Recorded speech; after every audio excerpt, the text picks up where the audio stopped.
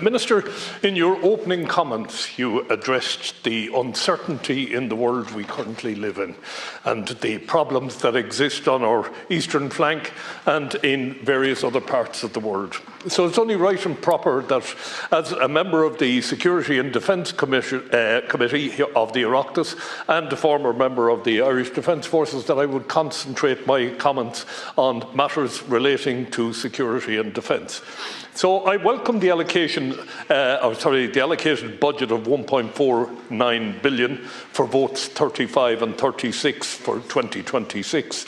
But taking inflation into account, what is the actual percentage increase from the 2025 budget? That is the figure that must be scrutinised, parsed and analysed.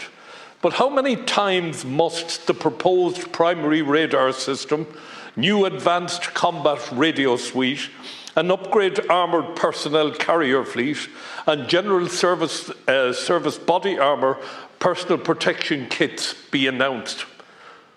As far as I can recall, this is the 12th announcement of such upgrades for the Defence Forces.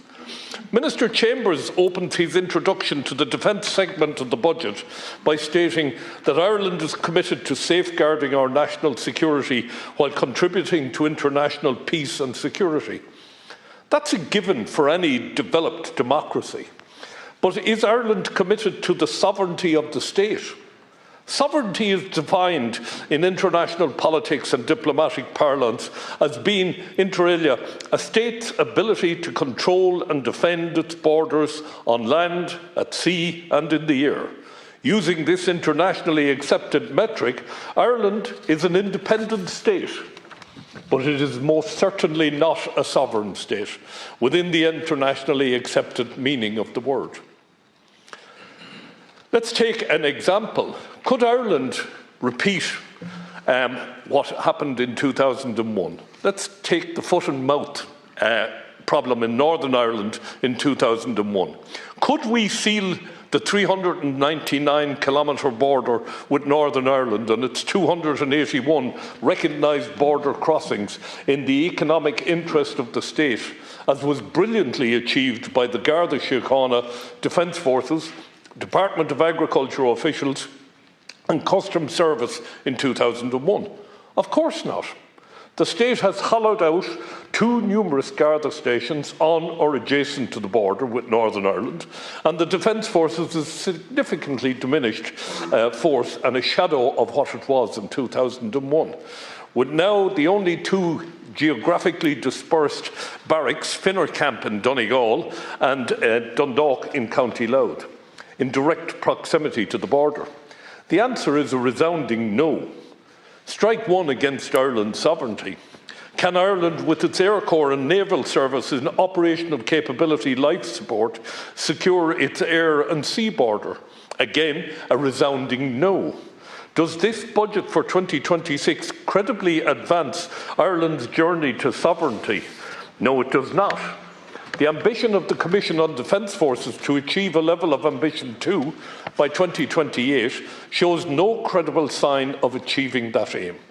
A net strength increase of 400 Defence Force personnel in 2026, as indicated by Minister Chambers in his 26 budget, is not credible when the target strength in 2028 is 11,500 personnel.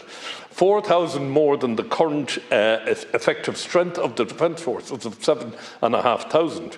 Increasing net strength of 400 in 2026 for the Defence Forces is a substantial deficit in ambition.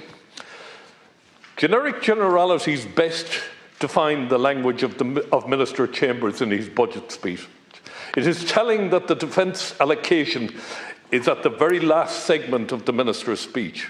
Prior to his short concluding remarks, that is. It's obvious that defence for this and successive previous governments over the decades is the hind tit and last in the queue for the budget.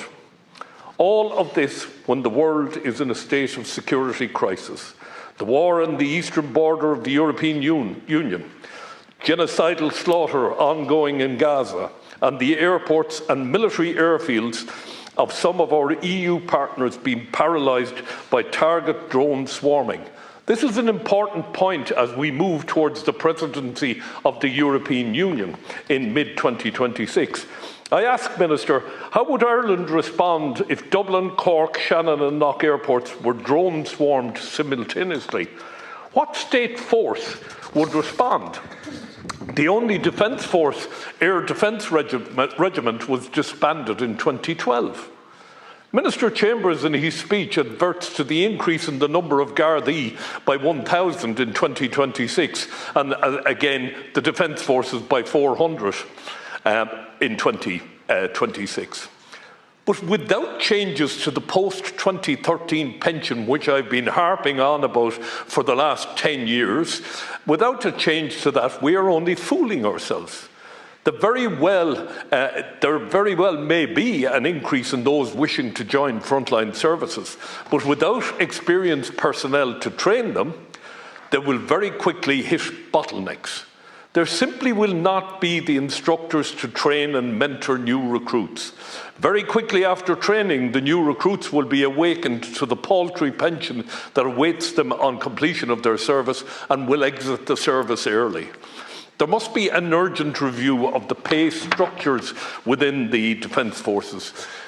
The pay was bottom-loaded some time ago to improve recruitment, but we must look at the pay structures that rewards ambition as people move up the ranks.